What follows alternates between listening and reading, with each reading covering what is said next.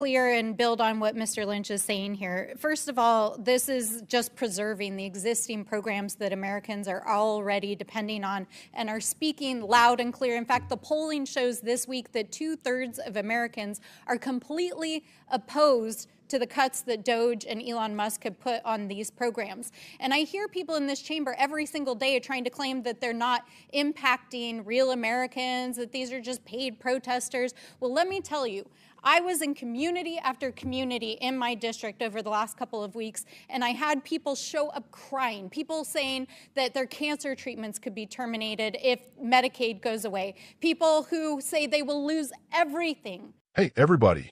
Welcome back to the channel. Your home for common sense, American values, and the truth the mainstream media doesn't want you to hear. If you're new here, smash that subscribe button, hit the bell, and let's dive right in. Today, I've got a real doozy for you.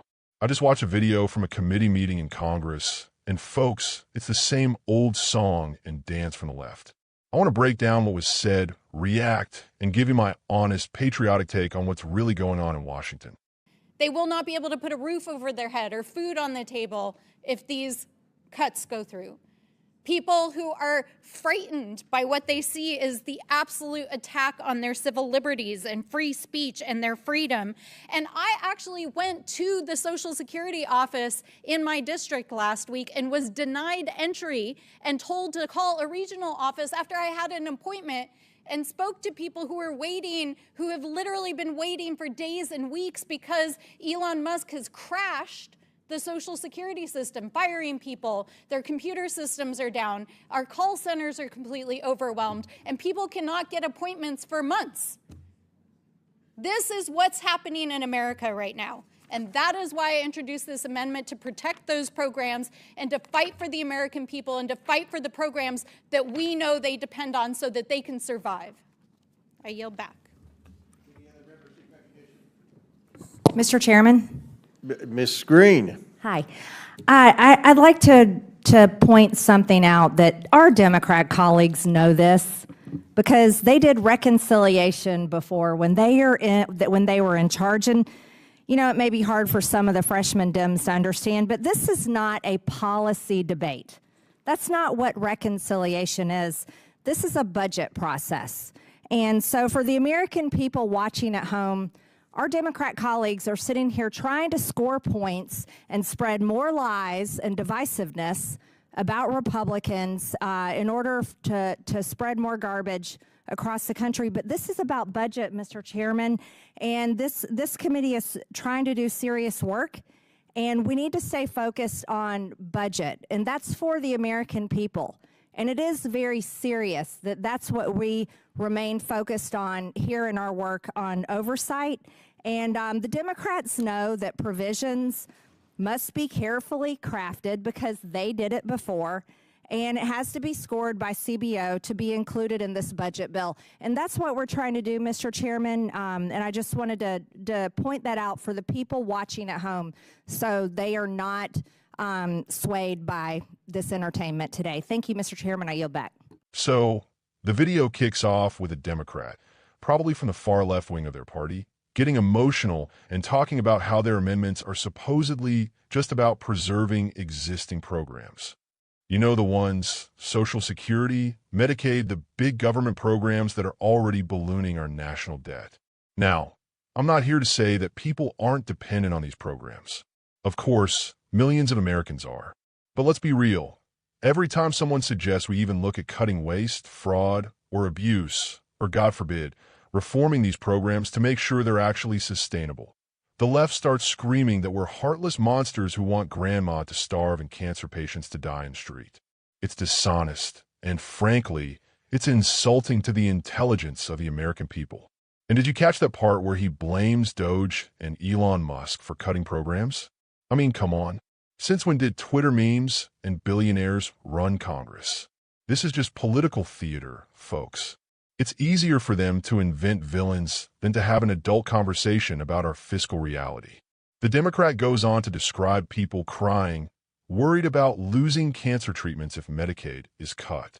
Now, I don't take anyone's struggles lightly, but this is textbook emotional manipulation. The left loves to trot out worst-case scenarios and sob stories to shut down debate. But what they never talk about is how we got here. Decades of out-of-control spending, open borders, and programs riddled with inefficiency. If we don't get serious about the budget, everyone will suffer because these programs will collapse under their own weight. That's not compassion. That's neglect. And as for his story about the Social Security office, blaming Elon Musk for crashing the system, give me a break. That's not even how it works. The real problem is government bureaucracy, mismanagement, and layers upon layers of red tape. It's not the fault of one man or any private citizen. It's the fault of a government that's gotten too big and too unaccountable. Then we get Marjorie Taylor Greene, and say what you will about her, but she's absolutely right here. The left wants to turn every budget discussion into a circus. But this process, reconciliation, is about numbers, not policy. It's about making sure we're not bankrupting our children and grandchildren. It's the responsible thing to do. But the Democrats don't want to talk about responsibility. They want to point fingers, whip up outrage, and pretend Republicans are the bad guys for even suggesting we have a budget that makes sense. Let's not forget, when Democrats were in charge, they used reconciliation to ram through all kinds of spending.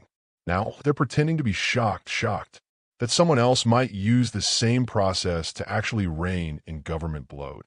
Here's the bottom line. Folks, we cannot keep spending money we don't have. That's how great nations fall. It's not compassionate to bankrupt America.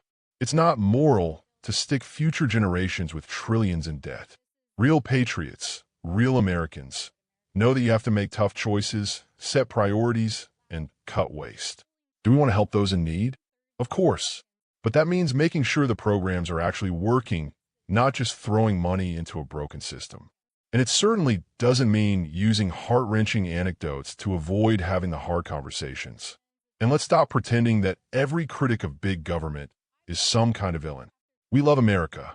We want to see our country thrive. But that means holding our leaders accountable, demanding fiscal sanity, and putting America first. So, next time you hear a politician get on TV and tell you that the sky is falling, that Republicans are out to get you, or that billionaires are secretly running your life, remember, that's the oldest trick in the book. Stay smart, stay vigilant, and let's keep fighting for the country we love. If you agree, give this video a thumbs up, share it with your friends, and drop your thoughts in the comments below. Do you think it's time to get serious about the budget? Do you think these emotional appeals are helping or hurting the conversation? Thanks for watching, Patriots. God bless you, and God bless the United States of America.